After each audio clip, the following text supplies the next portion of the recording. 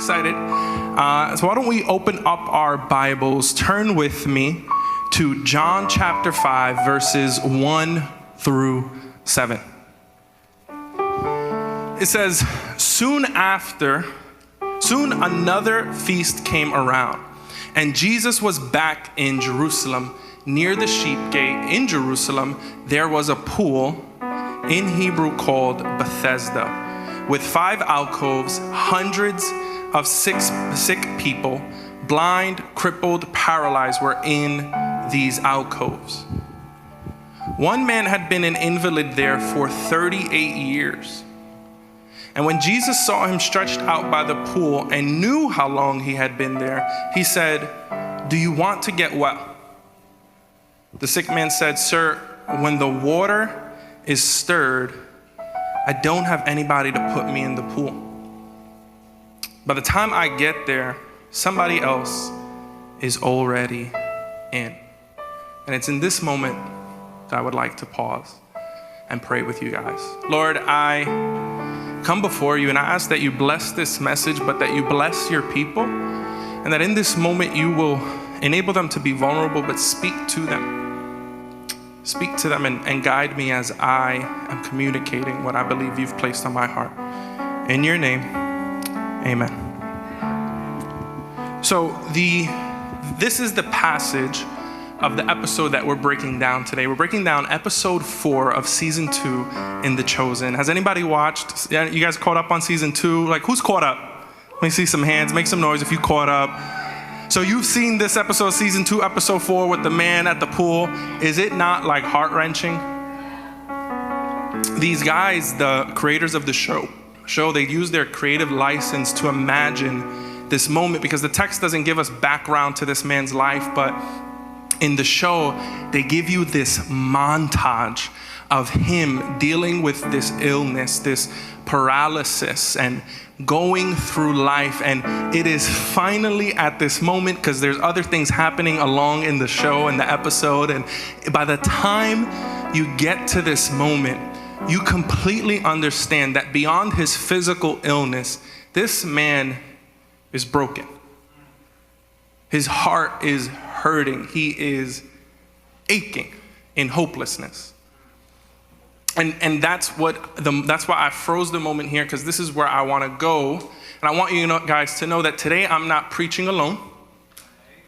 Yeah, I have invited some resident scholars of our church.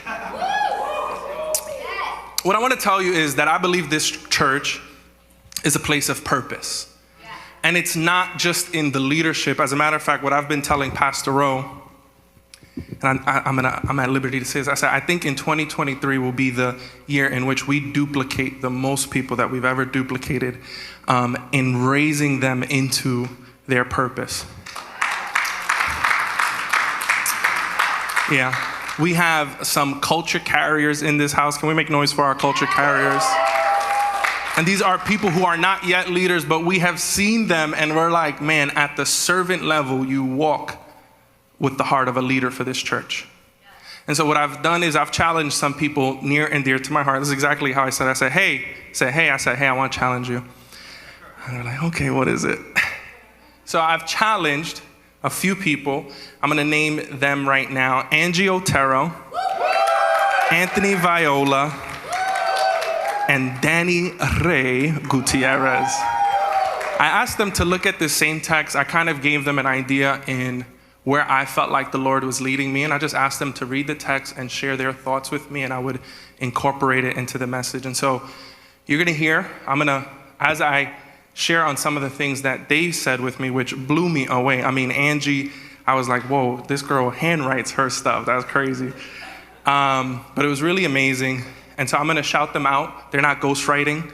No Quentin Millers here. And one more person is going to be helping me today. Can we give it up for Zab as he comes here? I asked Zab to help me because as I was reading this man's story, I could just see the hopelessness here. And that sounds like I'm taking a shot at Zab right now, right? No. But, Zab and I have had an amazing friendship in our friendship, like what prompted our friendship was a hopeless moment in my own life. I was just crying out to God in loneliness and despair. And I'm like, Lord, I have no one.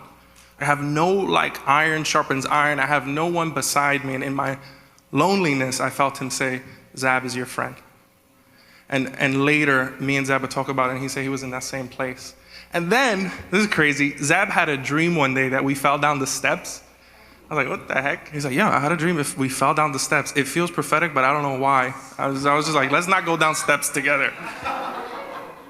But what we found is in our friendship, we have somehow been in sync in our hopelessness and despair. Like there are very few people who've been able to understand the depression that I've dealt with and the anxiety that I've felt in life. But it's felt like every time me and Zab have been there together, falling down those steps. But we've always been able to climb up together because we've had each other. And so it's in this moment that I see this, and I think of this man's hopelessness. Like, do you hear it in his response when he's like, I have no one. I have no one. Have you guys been there? Have any of you dealt with a situation that has left you so hopeless? And Jesus is here, but you feel hopeless.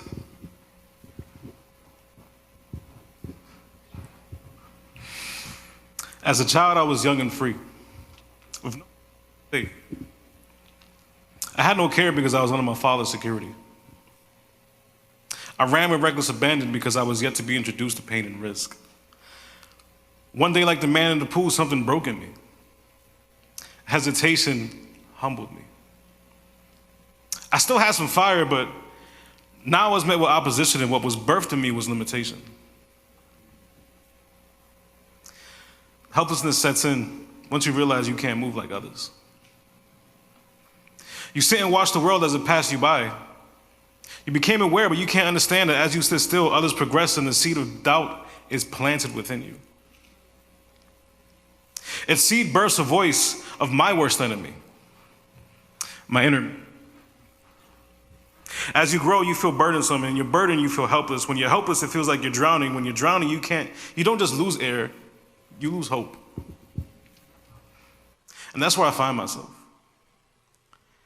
An anchor that weighs anyone who loves me down because I grew to be dead weight. For so long, I screamed into the abyss, begging for change. Paralyzed by fear and pain, I just couldn't move. As time went on, my voice had faded. I've accepted my fate. To fall underneath others' feet, while they reach for what was meant for me, ironically, as I'm broken, I see what was my destiny, but it just lays right there, just beyond my reach. Silence has become my companion. Complacency has become my comfort. I no longer speak into what could heal me. I just confirm why I should stay broken and why that's what's best for me. To be honest, I deserve this. I'm a lost cause. I'm just so hopeless. Thank you, Zab.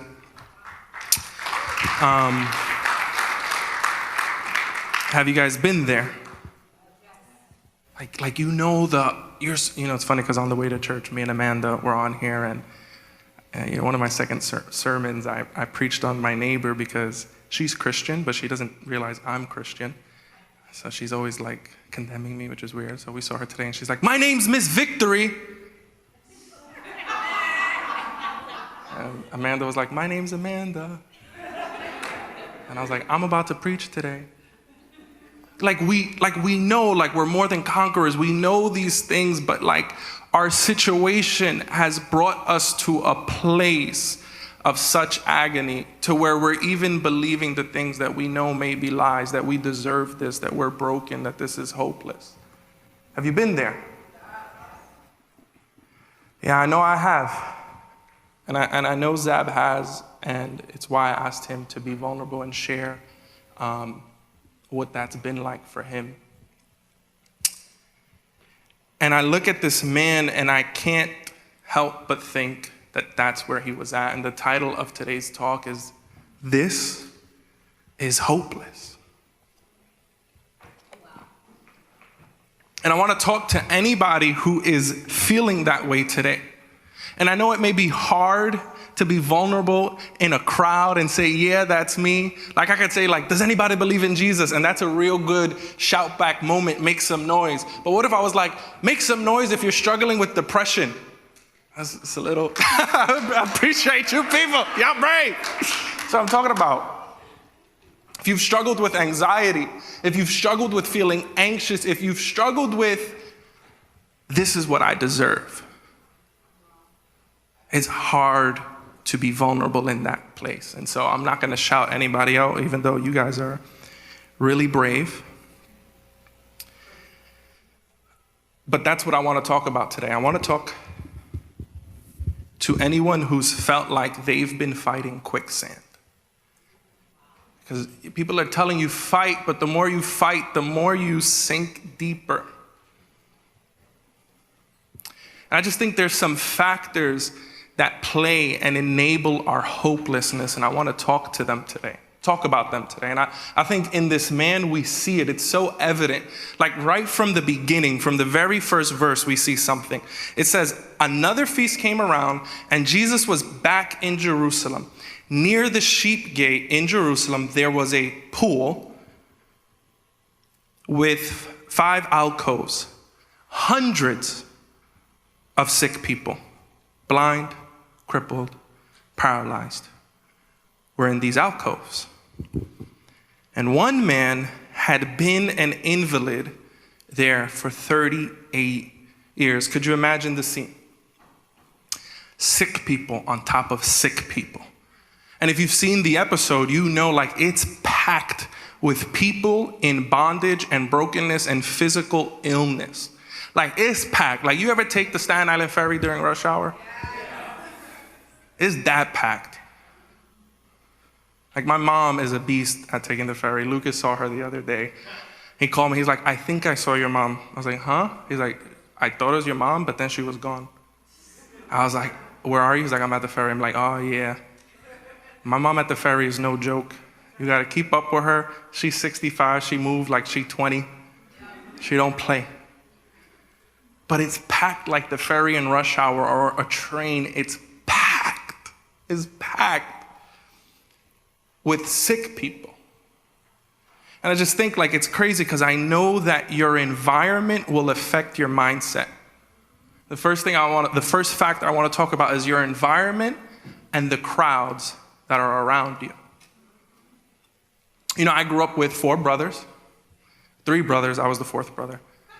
And there's just some things that we just, being boys, like, I did not know the toilet seat up rule. I think my mom tried, but she was outnumbered. Recently, this is TMI. Recently, you're like, that was already TMI. Recently, I was, made aware of this hot debate. I'm not going to say any names. But I was talking to Jonathan, and he was like, yo, guys.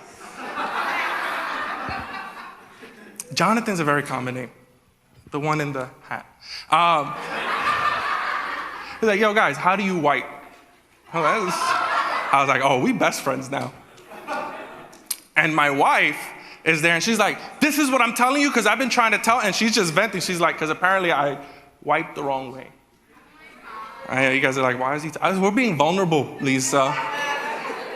Apparently you're not supposed to wipe standing up.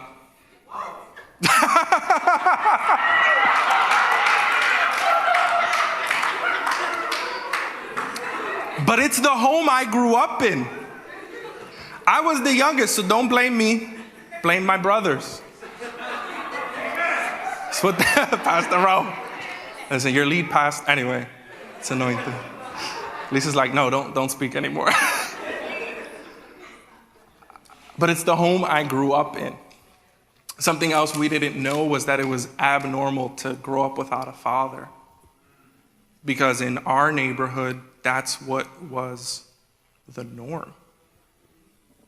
So we had single moms raising their kids. It's just what we knew. it was like to the point that like, and I don't know, we're gonna find who has dark senses of humor here because this is either funny or it's not, but it's just the fact that we would actually make fun of people who grew up with two sets of parents. Christ uncensored, we're dark here. We would be like, oh, you got two parents? Oh. I'm just like, that's crazy because it was more normal to have a single mom or even a single father. What we never saw was two. And then that's true in more serious scenarios, like we live in a time where anxiety is at its highest. It's prevalent. And some of us have been there where just toxic relationships are the only thing you've ever seen in life. Like, how do I get out of this when it's all that I've ever seen? It's the sickness that's just, he's paralyzed, other people are paralyzed, other people are blind. It's the sickness that's surrounding him. And the reality is that when your environment is filled with hopelessness, hopelessness becomes your culture. You guys know these negative mentalities? My mom would always raise me to believe this, that an open gate is an open invitation. That's it. Tars don't tickle, they leave you crippled. These were the phrases I grew up with. But then there's like weird ones. Like my brother Fo was telling us that he was talking to a coworker and they were talking about the bro code. And he was like that if he knew that his sister, the coworker saying if his sister, because we didn't have sisters, so that's a whole other thing we never knew about. But if his sister was being cheated on, he wouldn't tell her. And my brother was like, what? He's like, bro code. Bro code. Which I'm like, I didn't even know bro code covered that. But there's a toxic mentality that is causing him to behave a certain way. There is a culture. And I think as Hispanics, we've had this culture. I grew up with the understanding that at 18, it's get a job or move out. So I stayed in school so I wouldn't have to move out. As men, we grew up with real men don't cry. And so what do you do when you're in a situation that makes you so hopeless, so broken, but you're taught to just tough it out? If they get you, you got to get them back. It's your culture. So violence becomes a never-ending cycle. For women, just stop being so emotional.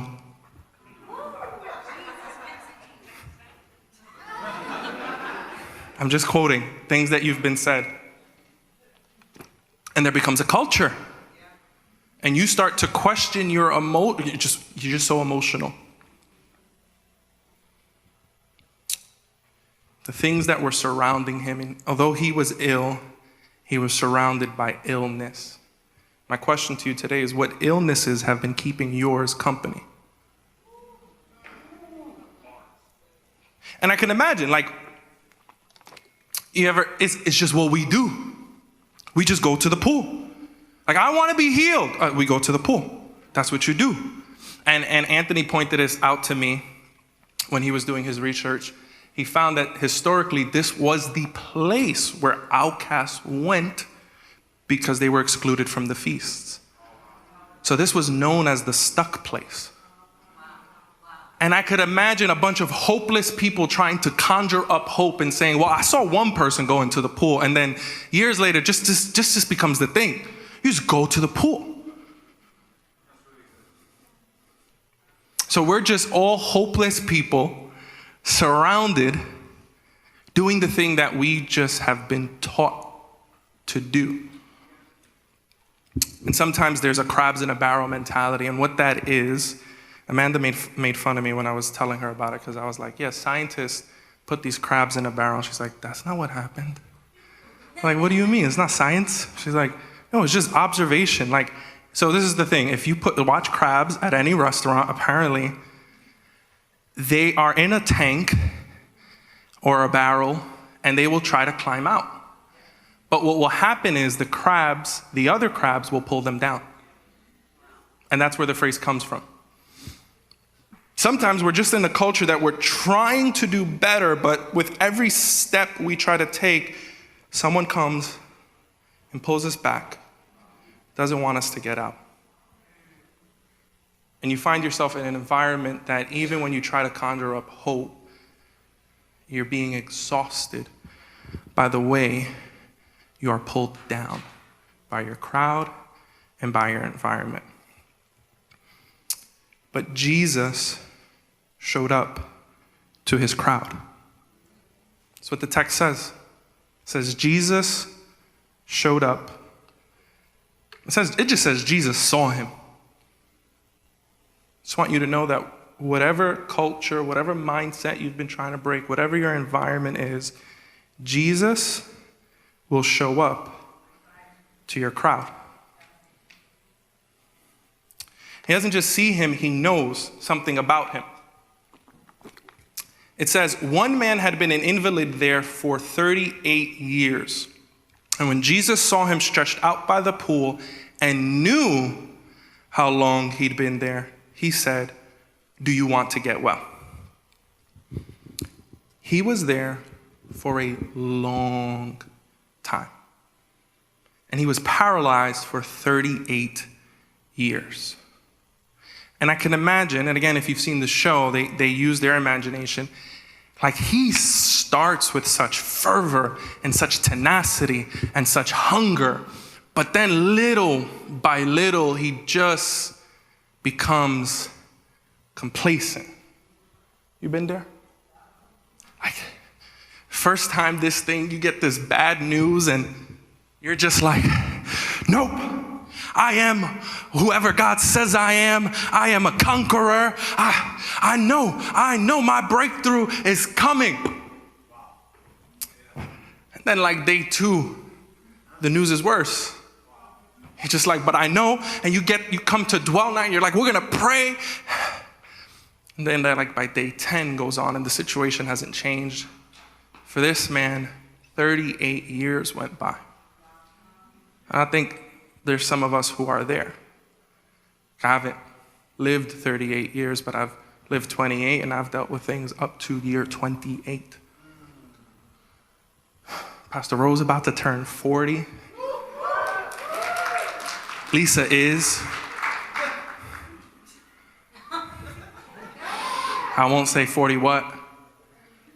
But like that's a long life. That is a long time. Mama Fran is...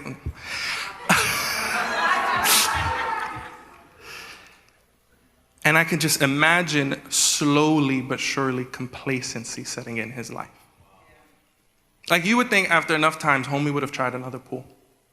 So there's enough times. I know I would have. I was been like, by try 2, I'm like, I'm off this. I don't want another pool. And I just think like, I see this and I'm like, yeah, what are the things we've been dealing with so long that it's become our new normal? Like you're miserable, you're hopeless, but it's what you know. Like anxiety stops being a struggle, and it's actually a part of your daily routine.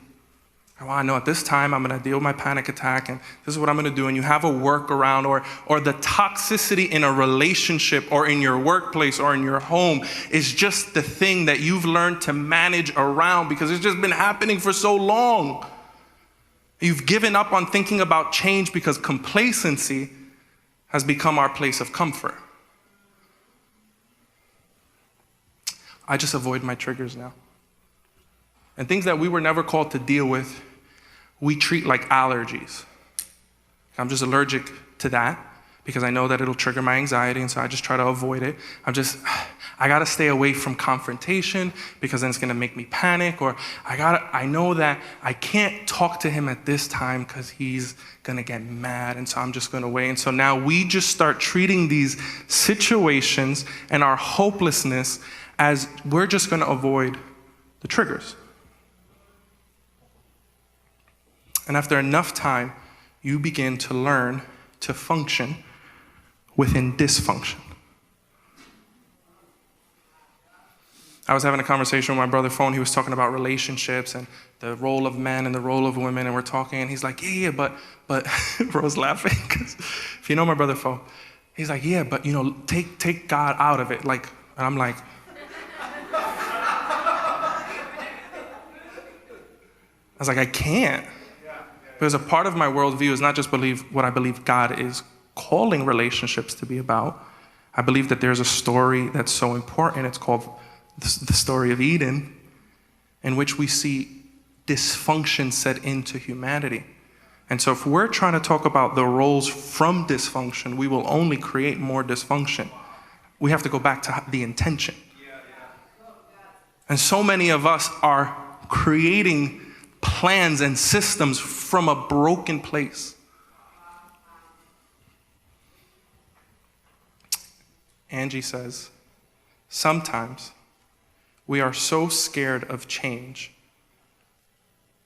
We are just scared of change, or we have become comfortable being someone God never intended us to be. That wasn't me, that was Angie. I'll say it was me, though. I said it, but yeah.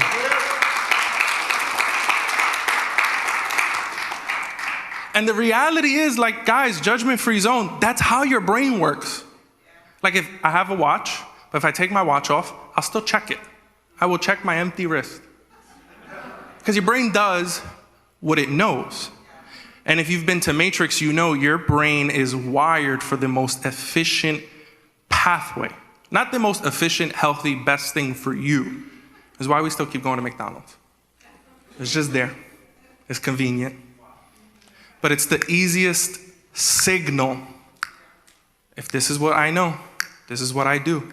And it's easier to do the thing that may be more difficult. And this is just practical. Like, to learn a new thing is harder, and you will prefer to do the thing you already know to do, even though it's way more efficient, than to just listen to me, Mom.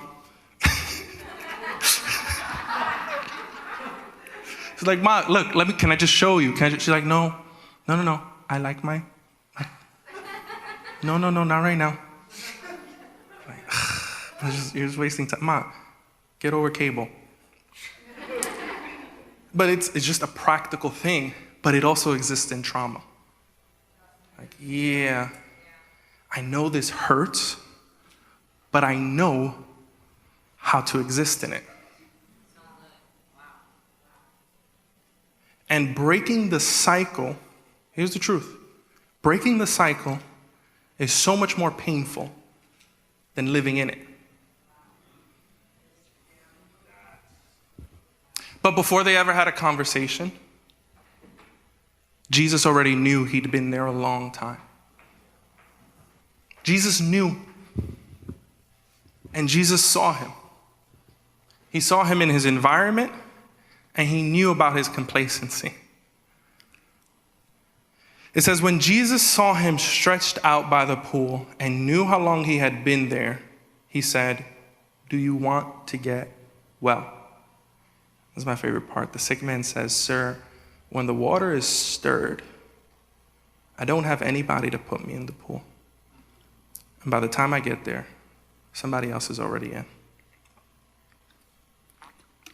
And in his response, we learned that he dealt with abandonment and failure. That's the last factor I want to talk about. Man, have I dealt with abandonment. I got healed from abandonment issues, and then abandonment issues came back. I was like, okay. I always tell this story because it's the perfect story. Like, I've had a lot of people like say, we're going to be best friends. You know, in kindergarten, I would actually pay this kid, Clarence. I'll give him $1 every day. I'd be like, yo, you give me $1, I'm your best friend. I'm like, all right, cool. I don't know where Clarence is today, but I know I stopped giving him $1. In kindergarten, same kindergarten, Jacqueline, yeah, I'm calling you guys out. No, I'm kidding. She's like, you give me $1, I'll think about being your girlfriend. I was a sap. But like, in college, I'm going to a Christian college, and this kid, I won't say his name. He's like, yo, after school, he's like, yo, I feel like the Lord is saying, like, we got to be friends. Like, we got to be brothers. Like, we got to do this. I'm like, all right, well, cool. Like, I don't got to pray about that. Like, I don't got to pray like the Lord said for us to be friends. All right. Sure. You know? And he was like, with such fervor, like, Lord said that we got to be friends. Zab's like, you shouldn't have listened. And like, I was really like, you know, like we bonded, felt like this was the homie. And then the semester ended, never saw the dude till graduation. I know, feel bad for me, guys. But, you know, I say it because it perfectly encapsulates like abandonment. It's like people giving you your word. And as a pastor, like as pastors, we deal with this on the all day, every day. I cannot tell you, like, you know, I've shown pictures and I've seen like the pictures change of the people in it. And I see this guy dealing with abandonment. I think of myself. Like, you can ask my wife. This is new. But every day she's learned to ask me like, hey, are you just insecure right now? Because I'm projecting on her. We'll get into a fight and I'll jokingly be like, are you going to leave me now? And she's like, no, I said vows. But what I'm used to. Go ahead. That's my baby. But it can be so hard to accept that, like, I literally, I think yesterday, the day before, I was like, yeah, I think I have imposter syndrome about being your husband. Like, oh, I can rest now. I don't got to be ready for breakup. Because I've just been so let down. And listen, I've not always been the best partner either. There is a girl out there who thinks that I left her for my cat, so. I'm sorry. That was not what happened. It was just not what happened, but we don't have enough time. And then he's also dealing with failure. Like he has tried. That's right, guys, move with me. He's tried. You guys are like, I want to talk about the cat. That's not the message we are talking about right now. I didn't even know you had a cat. I don't. Didn't love him that? No, anyway. So he's tried to succeed and has just been faced with failure time and time and time again in a thing that was false hope anyway. Have you been there? Like you've tried, like if I just can get that thing, if I can just get to that level, and so much so that failure begins to be down on you. And the problem with failure is it just always shows you how far you are from perfection.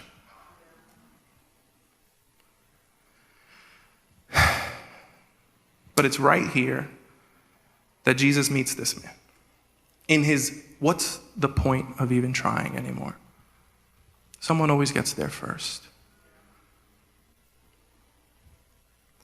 Anthony says he showed that this is one of the few times that we see Jesus approach someone to heal them.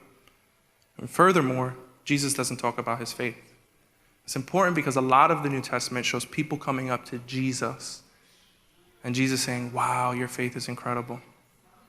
But there's also so many times where people just have no faith. And Jesus heals them. This is a moment, church, that I can tell you that Jesus is meeting us just like he met that man. But the man is still talking about the pool. You been there? Are you there right now? There are so many things in my life that I'm like, yeah, Jesus is making me an offer, but I just don't know how to accept it. Because I've just experienced so much hopelessness. Danny says, the man waited on the edge of the pool he hoped would heal him, with the one who created the water that was within it right by his side, asking, do you want to be healed? And yeah, I've been there where I mistake what Jesus has provided for Jesus. It's like, Lord, if I could just I was here last week dealing with these issues, and I'm like, Lord, if we could just get here, if we could just have this kind of location, if we could just go full time, if we could just do these things. And it's like, that's not what matters. In the 9 or so years that we've been doing Kuha, what has mattered is our name. Christ has been uncensored in this place. And it's why there's like Margarita, you're here, and I know like it brings our leadership team to tears to see you. And there have been people who, you guys are faithful to this church, not because we got the best presentation and the baddest performance and like because Emily and Lee can sing, and they can. And not because Rose the best looking preacher in Staten Island. Second best, sorry. But you're here because Christ is preached uncensored. And I have to remind myself, me, your executive pastor. And sometimes we are so blinded by failure and rejection that we are blind to the miracle that God is seeking to do from our mess. And Danny found this and pointed this out. She said, we have all exchanged the creator for his creation, the giver for his gifts. We have sought to quench our thirst with broken cisterns rather than the fountain of living waters himself. Anybody there? Anybody been there? Like you can find yourself at such a point of hopelessness, or you can find yourself at a point where hopelessness or the hopelessness of your situation has surrounded you so much. It's gone on for so long and has left us isolated and feeling defeated so badly that we can't even properly respond to the hope that Jesus is offering.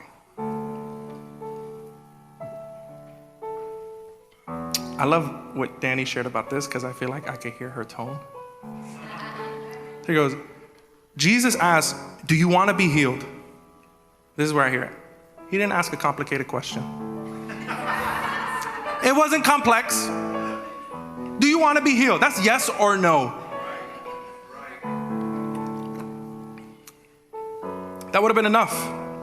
But this man who had already been there for such a long time mistook the question, this is all still Danny, by the way, for an accusation rather than an invitation. My wife shared this part with me when we were talking about it. She said, yeah, so often we want to show our process because there's just no evidence of progress. Have you been there where you feel like God's saying, do you want to be healed? And you're like, Lord, I'm trying, I'm doing the breathing, I'm doing these exercises, I'm saying the prayers, I'm reading, I'm trying. It's like, hey, do you want to be healed? Like, Lord, I'm going to community group, I'm going to church. Like, and he's like, do you want to be? He's like, I'm trying, God. Yeah. He's like, I'm just asking, do you want to be healed? And you just can't respond the way you ought to respond. Well, the sick man says all of this. He says, when the water stirred, I don't have anybody to put me in the pool. By the time I get there, somebody else is already in. And what happens next is Jesus doesn't correct him. He doesn't say, hey, that's not how you're supposed to pray to me. That's not how you ask for a miracle. This is what you got to do. What Jesus says is get up, take your bedroll, start walking. And the man was healed on the spot. He picked up his bedroll and walked off. And the day happened to be the Sabbath. The Jews stopped the healed man. And I love this because the Jews, the Pharisees here care more about this guy's mat than his miracle. They say, what are you doing? It's the Sabbath. You can't carry your bedroll around. It's against the rules. What I want to tell you, church, today is everything about this moment is wrong. It is the wrong place. Homie is at a pool trying to get healed. It's the wrong place. It is the wrong time because it's the Sabbath and Jesus is telling him to carry a mat during the Sabbath. And the man had the wrong response. The last thing I want to leave you with is that your response doesn't matter. Jesus is all that matters. It was the wrong place, it was the wrong response, it was the wrong time, but Jesus still healed him. Jesus still healed him. And what I love is they refer to him, it says, the Jews stopped the healed man. We missed that. He was the invalid man a couple verses earlier. But now he's the healed man. And I feel like you can hear these things, right? And I'm like, I know they're going to like anticipate. I'm going to be like, you need to get out of your crowd. Come to church. It was his healing that took him out the crowd. You need to change your complacent. It was his healing that made him no longer complacent. It's not about your response. Wrong place, wrong time, wrong response, right God. Truth of the matter is, if Jesus wants to do it in you, he will. And sometimes God is calling you to purpose, and you're like, Lord, but I don't talk good, I don't sing good. God is saying, I don't care. Moses is like, Lord, I stutter. He goes, who made your mouth? The greatest clap back in all of biblical history. I stutter. Who made your mouth? That feels like something a parent would say.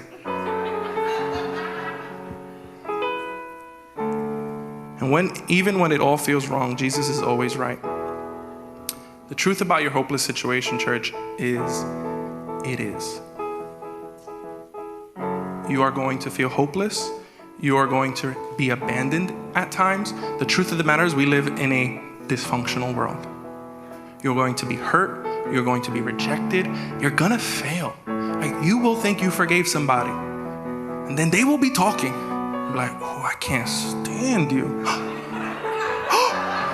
I don't forgive him. I thought I did it right. Nope. That TikTok video on forgiveness was not. This is the 4 steps. And you will feel like, I just can't get this right. I ask my wife every time I get her mad, I go, this is how I apologize. It's the most tricky way a psych major would apologize. I don't ask her to forgive me. I don't ask her if she did forgive me. I go, can you forgive me? Don't, because she goes, not right now. She's honest. She knows where she's at. She's like, not right now. Later, but not right now. You're not going to have the satisfaction of getting it right now. Just like, why is Emily behind me saying, that's my girl?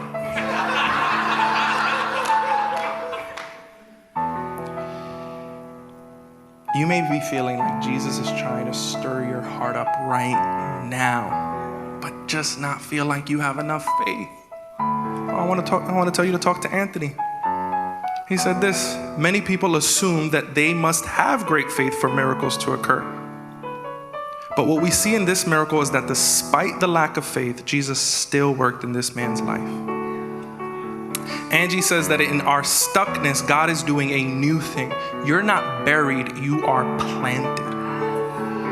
And all through the Bible, it is made clear that God helps the helpless and provides for the powerless.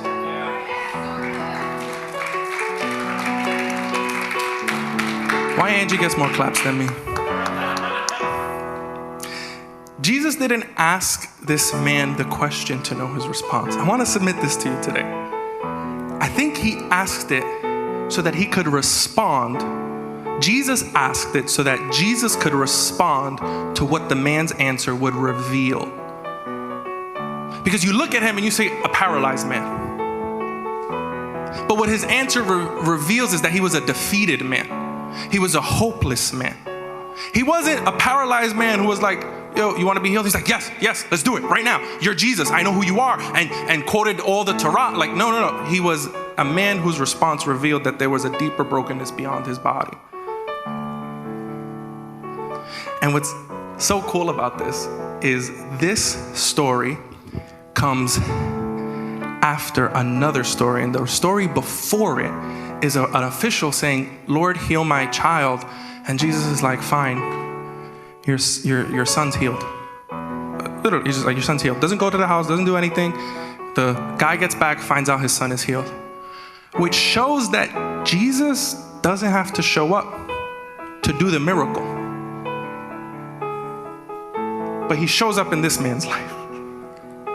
And the story before that story is our homegirl. I think she's our favorite person in the Bible, obviously other than Jesus, is the woman at the well. Another person, faith in a body of water, who Jesus comes to and asks a question. And it's in her response that Jesus responds. In her broken response. I don't have a husband. Yeah, you right. You sure right.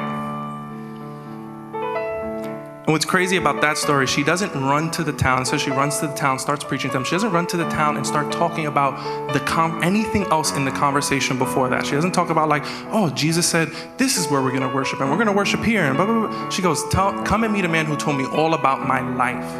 And he told her that after his question.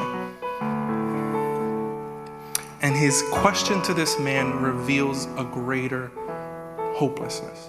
And I want to use that to call out some of us here who are good sufferers. Like, you're good at it. Can't nobody tell. You show up to church with a big smile on your face, you give the hug, and then you go home, but you're broken. And you're going through it, but you're good at like not looking like you're going through it. Hair still done. Guys, you still coming in fly. Can't nobody tell. You're a good sufferer. I think some of us are good sufferers until Jesus asks the question. Hey, you want to be healed? What? What? You want to be healed? What? And then our response reveals that the thing that he's even asking us to be healed about is deeper. But I want to tell you, Christ Uncensored, that no matter how hopeless, no matter how much you're suffering, no matter how difficult it is for you to respond, that Jesus sees you in the crowd. He knows how long you've been dealing with it. And if he's asking you, do you want to be healed? It's not because he's going to heal you. It's because he's in the process of healing you. What I love is that at the end of his command to walk, it says the man was healed. It's because he's in the process of it. One last thing. It's a little bit of an epilogue on this man's life. It says, a little later, Jesus found him in the temple and said, you look wonderful. You're well. Don't return to a sinning life or something worse might happen. And I know you guys hear that and you're like, let's not focus on the sin part today. Like, we talk about it. And really, there's again, in some of Anthony's digging, there's scholarly work that shows that like the sinning could be that Jesus found him at the temple when Jesus was the one who healed him. And he's more calling him to a life of purpose, like focus on the right things. That's my little disclaimer. But here's what I actually want you to focus on that I think this part gets missed out on. It says a little later, Jesus found him. So the first time, Jesus found him. And a little later, Jesus found him. I want to talk to those of you who may be in your little later and think, but I've had my moment. But Jesus had already told me to walk, and I know I should be over this by now. Well, you're not. You're not. Maybe you should be, but you're not. We're not. I know, but I went to that altar call, but I'm still dealing with it. I said last time would be the last time, and you're in your little later, and you were set free, but you found it back, and you're hopeless again. I want you to know that Jesus found him a little later. He didn't just find him once. Jesus will find you a little later. He will tell you what you need to hear.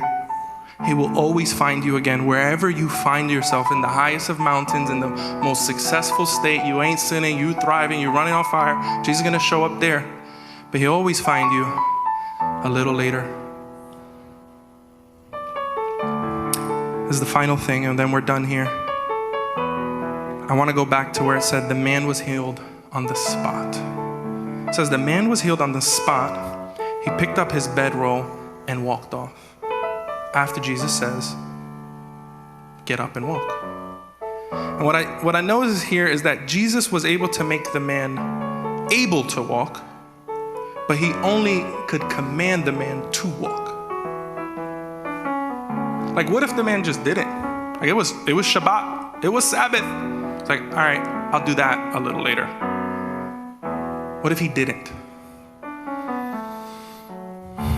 And I say that because maybe this man didn't possess it, but I know that I have, and I want to talk to some of us who may have. That sometimes we've had the healing, but we're not walking in it. The question is, what healing has your hopelessness hidden? Like I literally was just there. I was trying to figure something out, and I'm like, where does this come from? I'm like, I know it comes from trauma. It's always trauma. What did my mom do to me? My mom's here shaking her head like, What did my brothers do? And you know what I found my trauma was? Entitlement. I found that under the standards that I put my family under, no one could have ever met them. So I was constantly disappointed. And then that left me feeling unnurtured. And this came after a realization. Like, I went to Dallas BBQs, and like I remembered how much my mother, my single parent mom, who was helping 3 older boys pay bills and help their families, in the midst of that made time for her youngest son, who came when she thought she was done having kids. Talk about entitlement. You're gonna have me.